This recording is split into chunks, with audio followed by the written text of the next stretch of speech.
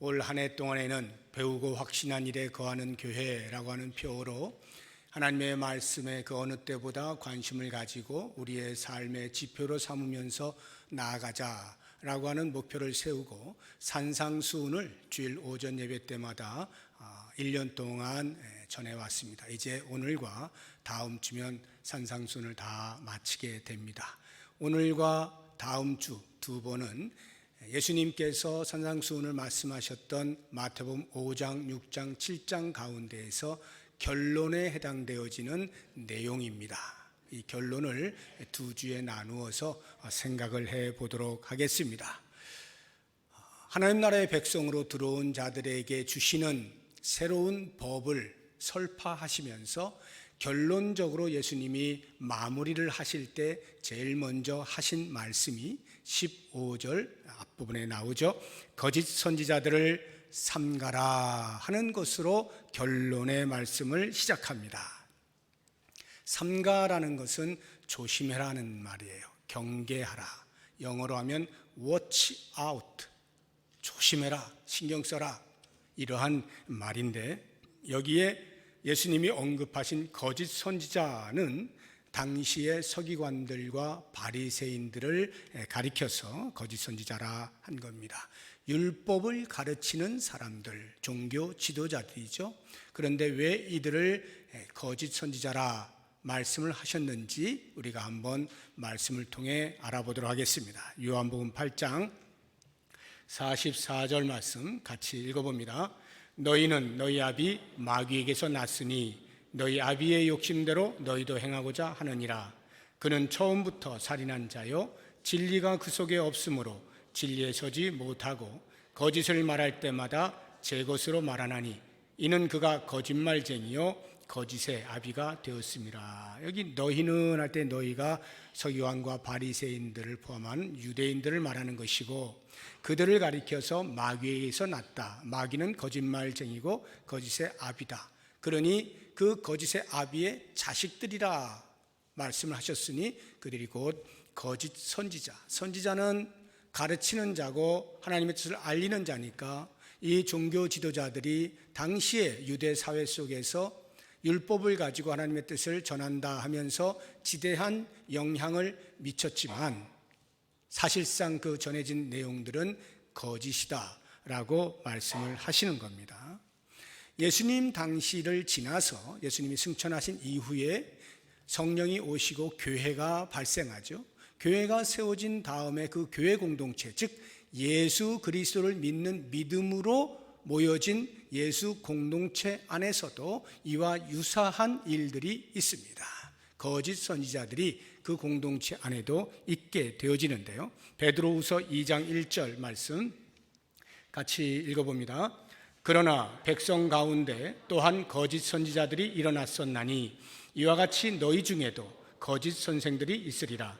그들은 멸망하게 할 이단을 가만히 끌어들여 자기들을 사신 주를 부인하고 임박한 멸망을 스스로 취하는 자들이라.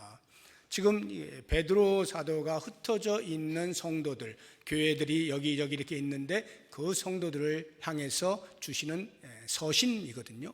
그 안에 거짓 선생들이 있어서 이단을 가만히 끌어들여서 잘못된 교훈을 가르친다라고 말씀을 하는 것으로 보아서 예수님 당시뿐만 아니라 예수님이 승천하신 이후 교회 시대에도 여전히 이와 같은 거짓 선지자, 거짓 선생들이 있었다는 것을 알 수가 있습니다. 예수님께서 왜 산상에서 제자들을 향해서 이 말씀을 하셨을까요? 지금 유대 사회 가운데 있던 사람들이 예수님을 만나게 되면서 하나님 나라에 새롭게 편입이 된 겁니다. 예수 공동체 안으로 편입이 되어지는 겁니다.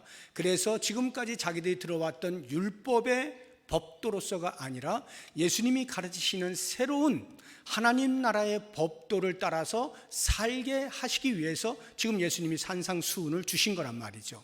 지금까지 쭉 너희는 예전에는 이렇게 살으라고 들었지만 이제부터는 이렇게 살아라 하고 새로운 법도들을 말씀을 해 주신 거예요.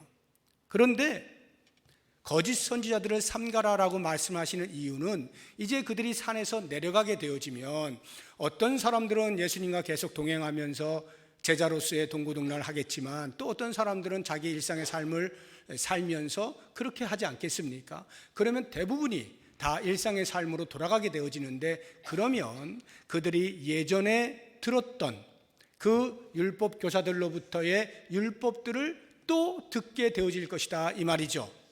피할 수가 없는 것입니다. 그러면 예수님으로부터 지금 주옥 같은 하나님 나라의 백성으로서의 삶의 지표를 잘 들었는데 자칫 잘못하면 또다시 과거에 들어왔던 익숙한 율법을 또 듣게 되어지면서 혼란이 생길 수가 있기 때문에 예수님은 다시는 그러한 말들에 현혹되지 말고 내가 너희들에게 가르친 이 말씀에 집중해라 라고 하는 차원에서 거짓 선지자들을 삼가라 라고 먼저 결론을 말씀하실 때 처음으로 이야기를 하시는 겁니다.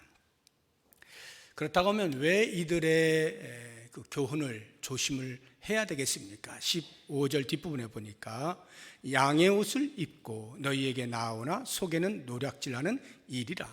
이 거짓 선지자들은 양의 탈을 쓴 일이라 이 말이에요. 그렇다고 하면 그 이리가 왜 양의 탈을 뒤집어 썼겠어요? 당연히 찾아가서 나도 양이야 하면서 아무런 격 없이 있게 하다가 잡아먹으려고 하는 것 아니겠습니까? 그렇다고 하면 지금 우리가 신앙생활을 하면서 자칫 이러한 것에 정신을 차리지 아니하고 이단들이 들어오는 것에 무방비 상태로 있다 보면 자기도 모르는 사이에 잡혀먹는다 이 말이에요. 그럼 잡혀먹는다는 게 무슨 의미겠어요? 실제로 우리 사람을 잡아먹을 리는 없고, 우리가 잡혀먹는다는 말의 의미는 그리스도로 말미암아 획득되어진 그 구원에서부터 떨어질지 모른다 이 말이에요.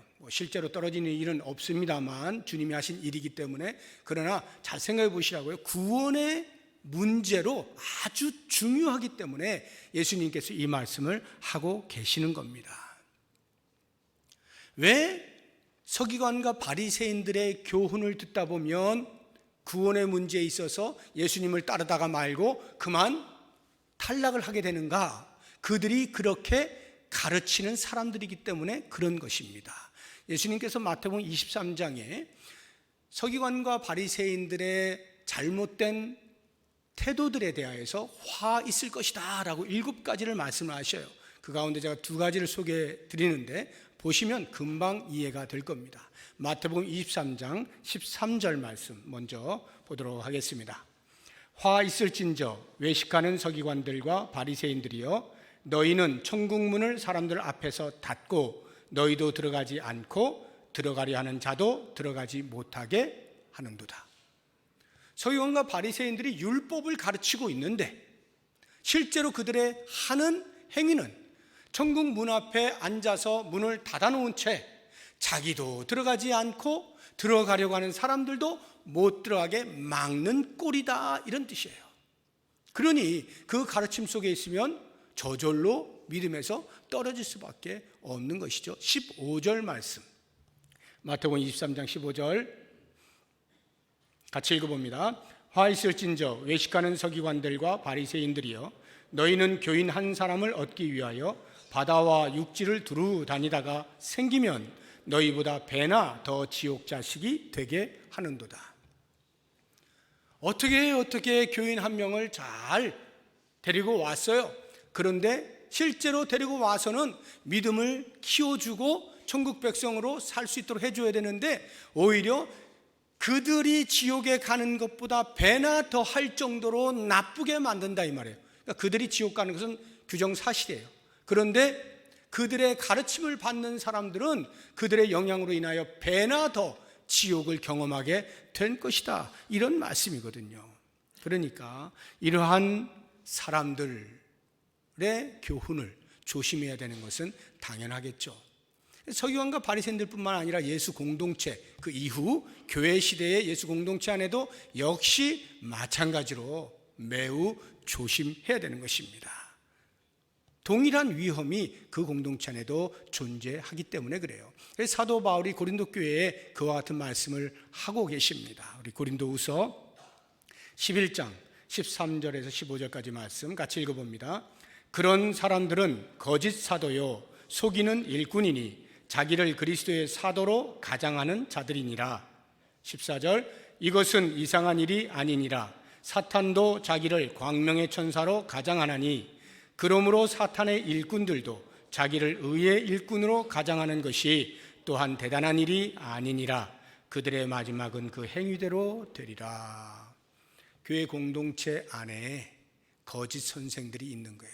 사탄의 일꾼들인데 마치 의의 일꾼인 것처럼 하고 들어와서 성도들을 혼란스럽게 한다라고 하는 것이죠. 그러니까 이 공동체 안에서 어떠한 교훈을 받느냐 굉장히 중요한 문제가 아닐 수가 없어요. 우리의 구원과 직결되는 문제이기 때문에 워치아웃을 해야 되는 거예요.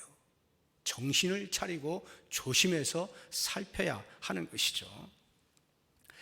자, 그렇다고 하면 이제 이 무리들, 거짓 선생들을 과연 어떻게 우리가 분별할 수 있을 것인가 라고 하는 부분에서 예수님의 말씀은 16절 보니까 그들의 열매로 알 수 있다라고 가르쳐주고 있습니다. 그들의 열매로 안다. 그러면 이 열매로 안다라고 할 때 그 열매에 대해서 예수님이 하신 말씀이 16절과 17절, 18절에 나오는데 이 16절의 말씀하고 17절, 18절에서 언급하고 있는 열매에 대한 내용이 조금 다릅니다. 다른 것에 대하여 이야기하는 이유가 있어요. 16절은요 이런 것이에요. 가시나무에서 포도를 또는 엉겅퀴에서 무화과를 딸 수 없다는 뜻이죠. 가시나무에서 포도 열매, 당연히 이건 뭐 상식적 아닙니까? 엉겅퀴 나무인데 거기서 무화과 열매를 딸 수 없는 거죠. 이건 종의 문제, 나무의 종의 문제입니다. 종 자체가 틀려요. 엉겅퀴 나무하고 무화과 나무는 다르잖아요. 그러니까 열매가 도무지 뭐 이렇게 같이 매칭을 시킬 수가 없는 것입니다. 이런 것은 제가 볼 때에 이 이단들이 말이죠. 우리가 이단을 이제 사입이라고 하잖아요. 사입이라는 말을 우리가 잘 이해를 해야 되는데 비슷한데 아니다는 뜻이에요. 사입이가 비슷한 것 같은데 아니다. 비슷하다는 말은 외적으로 드러나는 형태가 비슷해요. 지금 우리 개신교회 이단들을 보시면 이단인지 아닌지 형태상으로는 도무지 알 수가 없습니다. 예배당 똑같이 있고요. 성경책 똑같이 가지고 있고 성경 배우고요. 외형적으로 볼 때 예배드리고 하는 모든 행위에 있어서 구별할 수가 없습니다. 이단의 그 속성이 그래요. 굉장히 비슷해요. 그런데 사실은 아닌 거죠. 종 자체가 달라요. 종 자체가 비스무리한 종이 아닙니다. 종 자체가 완전히 다른 거예요. 그러니까 우리가 조금만 정신을 차리면 일반적으로 신앙생활을 제대로 하는 사람이라고 한다면 이단에 현혹되는 일은 별로 없습니다. 간혹 가다가 그런 사람들이 있어서 이단으로 빠지는 경우가 없지는 않지만 조금만 정신을 차리면요 이단에 빠질 일은 없어요. 왜냐하면 이단은 눈에 보이게 드러나 있어요. 그 조금만 가르침을 이렇게 듣다 보면 잘못되었다는 것을 알 수 있기 때문에 그렇습니다. 이런 경우는 우리가 조심해야 되지만 그래도 보면 분별이 가능하단 말이죠. 그런데 그 다음이 문제예요. 17절, 18절을 보시면 똑같이 열매 이야기를 하는데 이것은 종의 문제가 아니라 품질의 문제입니다. 17절 보세요. 이와 같이 좋은 나무마다 아름다운 열매를 맺고 못된 나무가 나쁜 열매를 맺어요. 여기는 나무가 틀린 게 아니라 좋은 나무냐 나쁜 나무냐 이 문제예요. 나무의 질이 좋으냐 나쁘냐에 따라서 좋은 열매 맺을 거냐 나쁜 열매 맺을 거냐 이 말이에요. 나무는 같다 이 말이죠. 그럼 우리가 한번 적용을 해서 생각해 보세요. 이 신앙 공동체 안에 우리가 지금 같은 예수 그리스도를 구주로 고백하는 같은 나무의 사람들이 모여 있지 않습니까? 그런데 이 안에서 어떤 사람들은 튼실한 나무여서 아주 실한 열매를 맺는가 하면 어떤 사람들은 나무 자체가 비실비실해서 열매가 별로인 그러한 열매를 맺는 사람들이 있어요. 그런데 그것을 우리가 눈치채기가 쉽지가 않은 거예요. 왜? 나무가 같기 때문에, 같은 품종이기 때문에 우리도 같은 형제 자매지라고 하는 것 때문에 이 분별해내는 것이 쉽지가 않은 것입니다. 그 당시로 한번 생각해 보세요. 서기관과 바리새인들은 이미 눈에 드러나 있습니다. 저 사람은 서기관, 저 사람은 바리새인, 다 알아요. 그러면 그 사람이 가르치는 거에 대해서 우리가 거부를 하면 되는 겁니다. 그런데 예수 공동체 안에 들어와 있는데 거짓 선생들이 있어요. 그 거짓 선생들이 은밀하게 잘못된 것들을 가르칠 때에는 분별하기가 쉽지가 않다는 말이에요.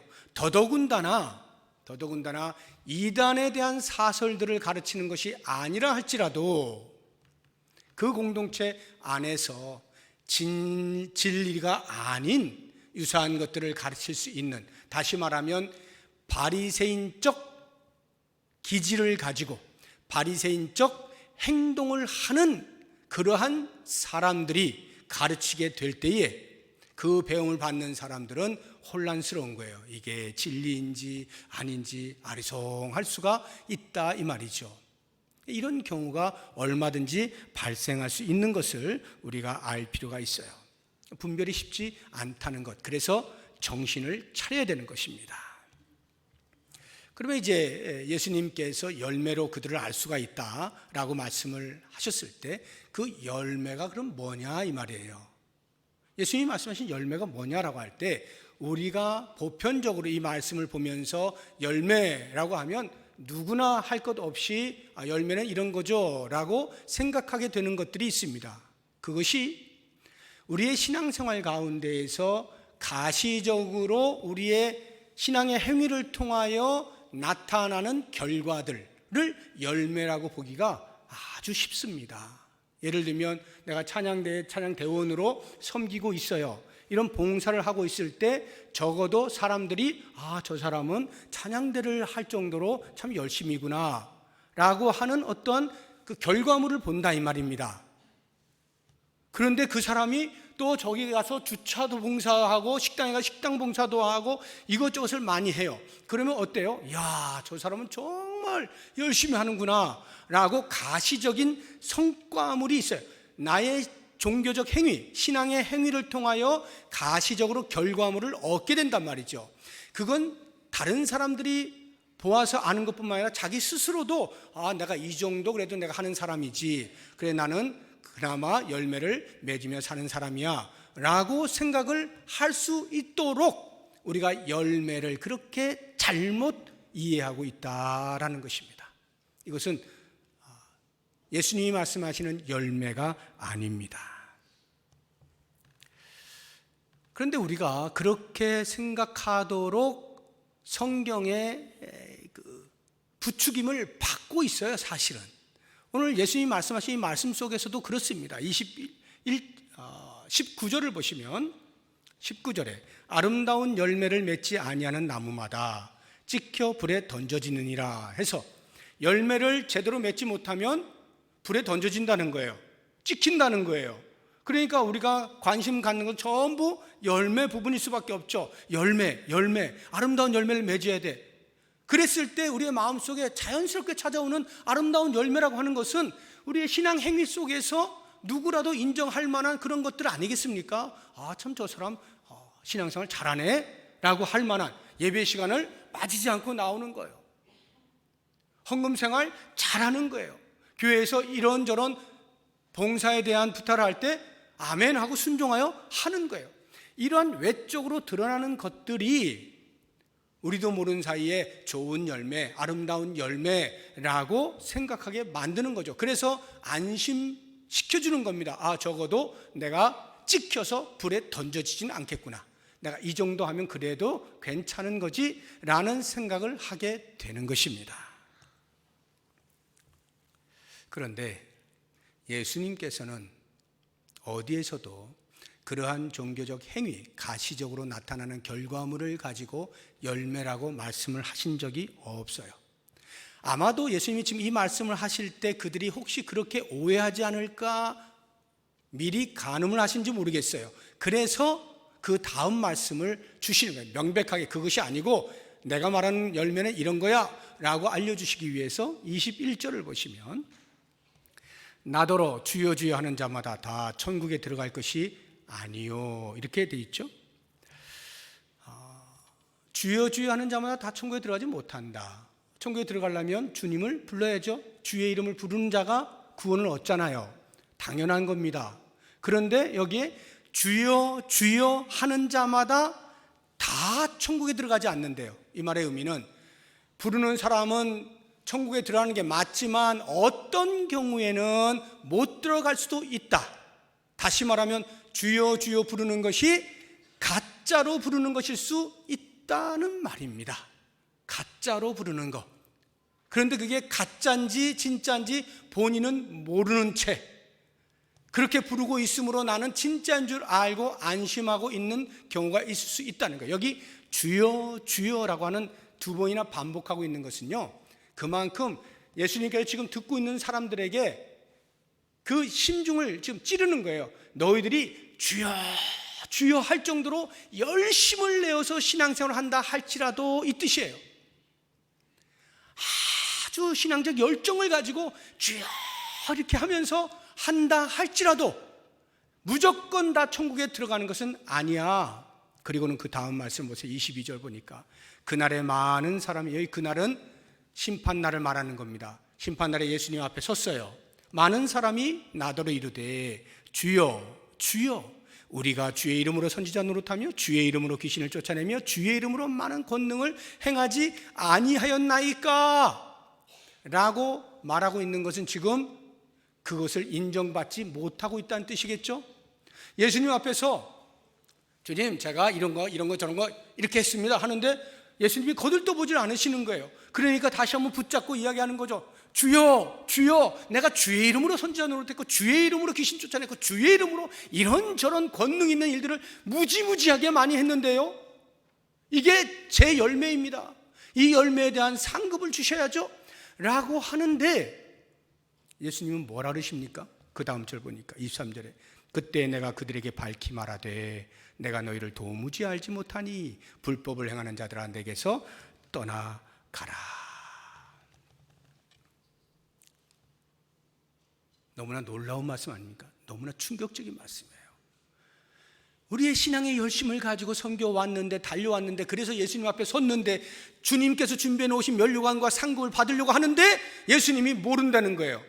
난 너 모르겠어. 그냥 절로 가. 분명히 내가 이 땅에 사는 동안에는 주의 이름으로 이것저것을 다 했는데 왜 그것을 예수님이 몰라 주실까? 마지막 날, 그날이 되면 우리의 열매의 진위가 판별이 됩니다. 가짜였다 이 말이에요. 가짜였다. 그러니 진짜인 줄 알고 그렇게 살아왔던 나의 입장에서는 예수님이 난 너 몰라 라고 하면, 아니 여기 보세요. 불법을 행하는 자들아 내게서 떠나가라. 불법을 행하는 자들아. 갑자기 자기의 신앙의 열심과 자기가 생각했던 그 어마어마한 신앙의 열매들이 전부 불법이 되어버린 거예요. 불법으로 둔갑을 한 거죠. 얼마나 충격적이겠어요. 아니 내가 지금까지 한 것이 왜 이게 불법이 되지? 왜 예수님이 불법으로 둔갑시켜버렸지? 자기가 생각할 때는 둔갑이죠. 그런데 예수님이 볼 때는, 예수님이 둔갑시킨 게 아니라 원래 그게 그렇다 이 말이에요. 원래 그게 사실이 드러났다 이 말이죠. 자기만 몰랐던 거예요. 자기만 나는 지금 신앙생활 하면서 잘하고 있다고 생각했고 열매를 잘 맺고 있다고 생각했는데 정작 주님 앞에서 평가를 받을 때 심판대 앞에서는 예수님이 모르시는 불법을 행한 자로 구별이 될 수가 있다는 사실.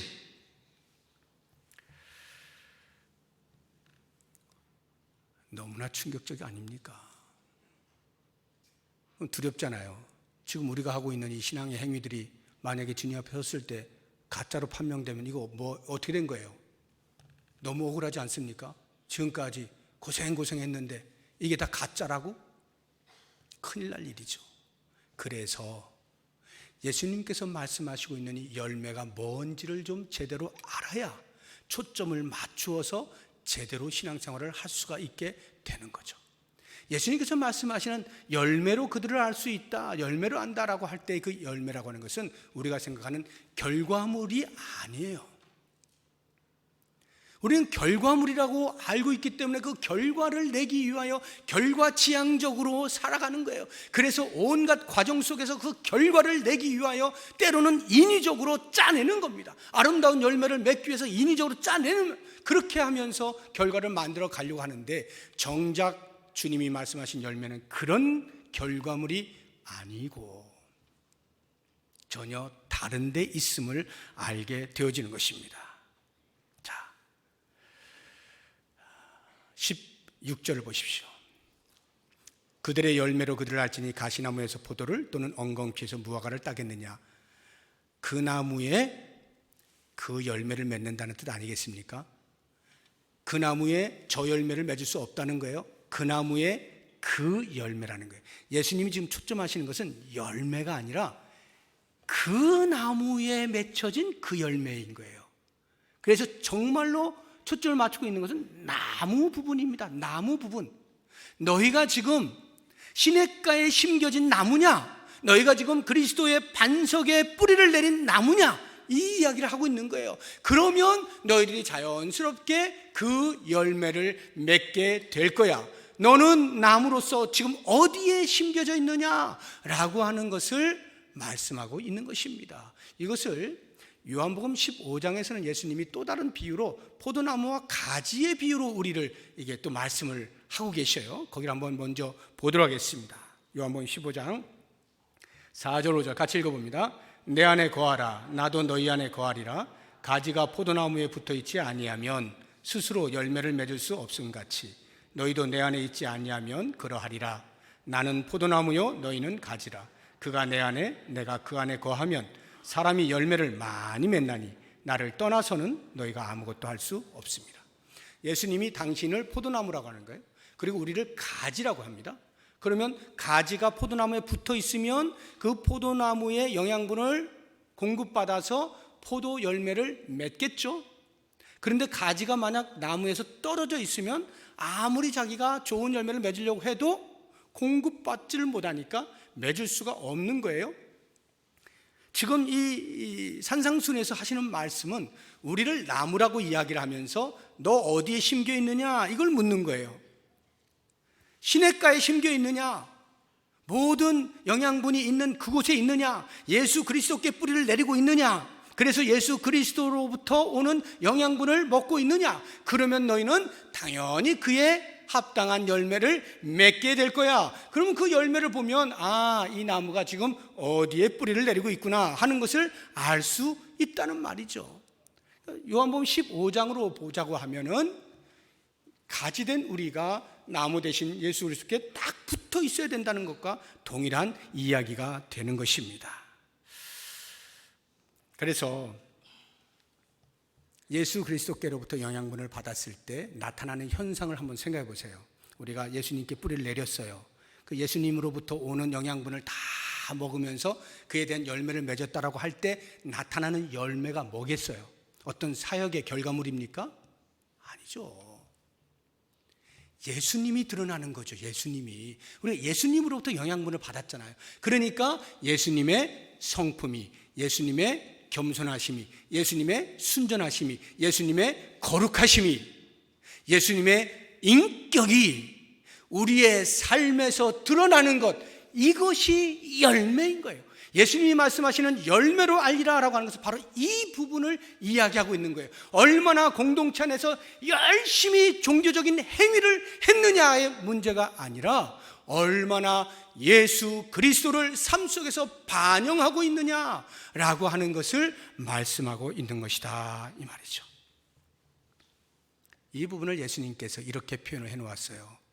21절 뒷부분에 보니까 다만 하늘에 계신 내 아버지의 뜻대로 행하는 자라야 들어가리라. 아버지의 뜻대로 행하는 자라야 들어가리라.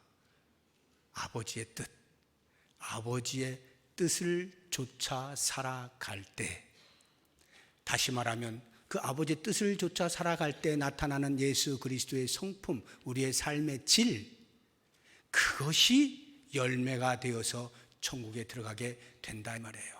물론 우리가 천국에 들어가는 것은 예수 그리스도를 믿는 거죠. 믿음으로 말미암아 살아가는 사람의 삶의 모습은 반드시 이러해야 된다 이 말이에요.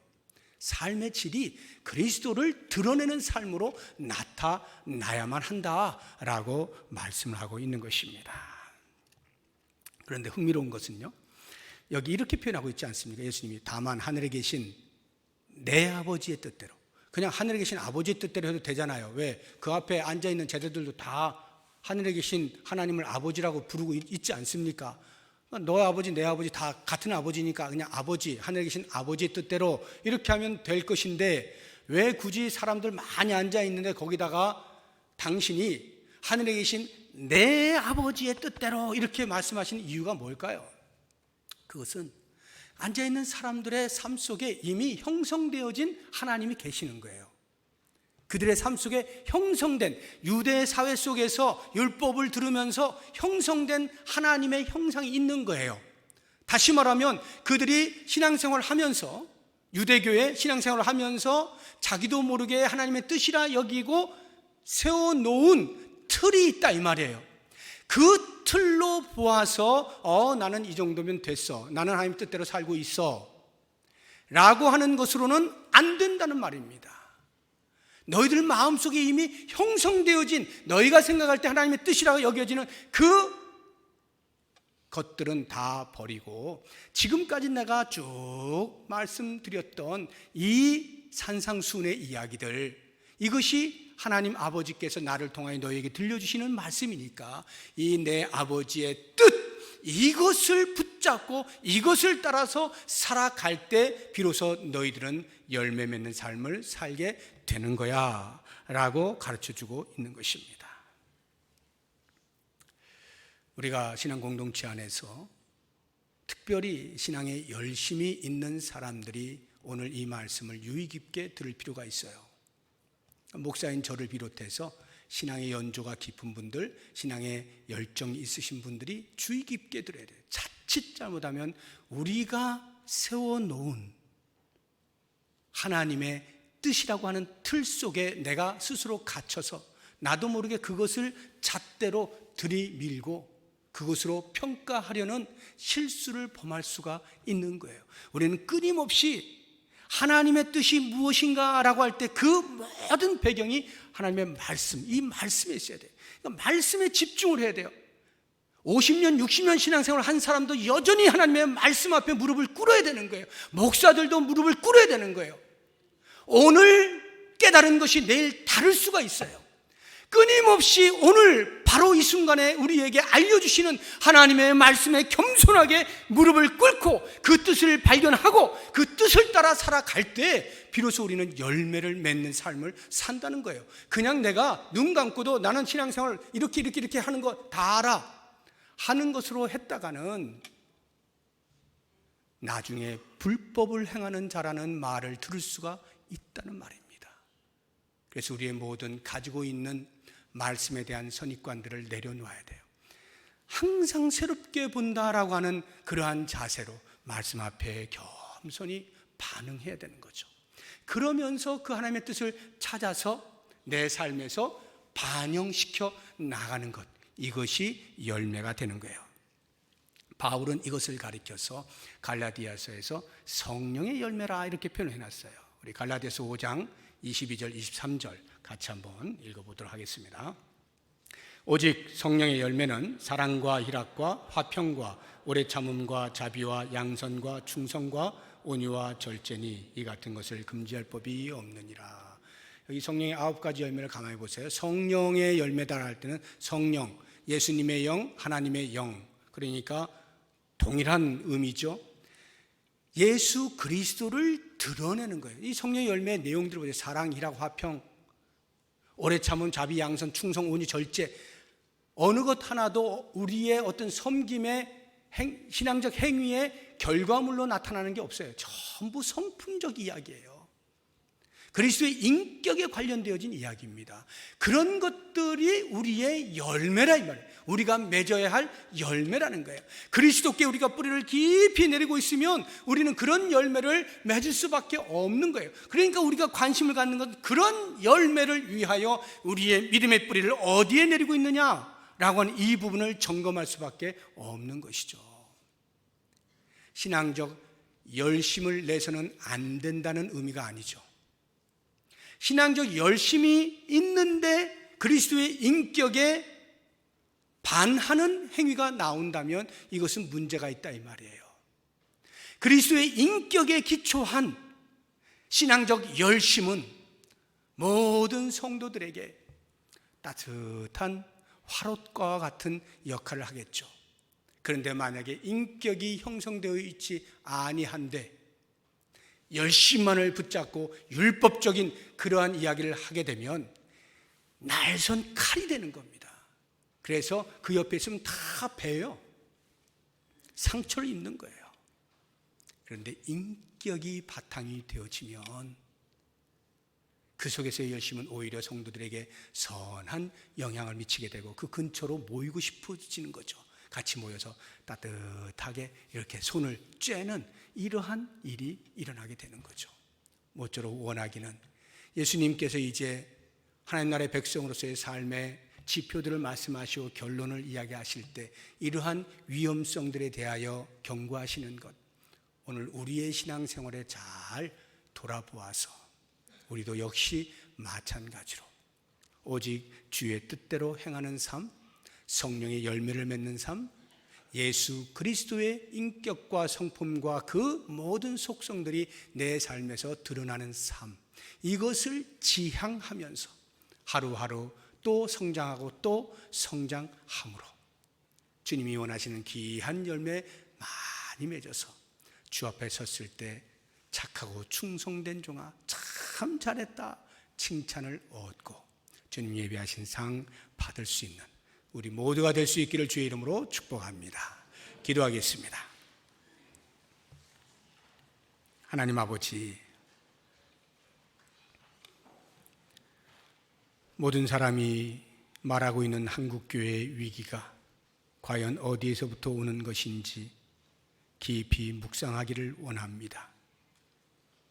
한 개인으로서 그리스도를 드러낼 수 있는 성품을 잘 갈고 닦기를 원하고 교회 공동체가 그러한 예수 그리스도를 드러내는 일에 피차에 사랑하고 용납하고 이해하고 존경하고 배려하는 일들이 넘치게 하여 주옵소서. 주님 앞에 섰을 때 불법을 행하는 자로 도무지 주님이 알지 못한다라고 상상할 수 없는 말을 들을 수 있는 그 가능성을 생각하면서 날마다 조심하고 또 조심하고 주의 말씀에 귀를 기울여 늘 새롭게 들려주시는 음성 앞에 순종함으로 아름다운 열매를 맺으며 사는 우리 모두가 되게 하여 주옵소서. 예수님의 이름으로 기도드립니다. 아멘. 우리 다 같이 자리에서 일어나셔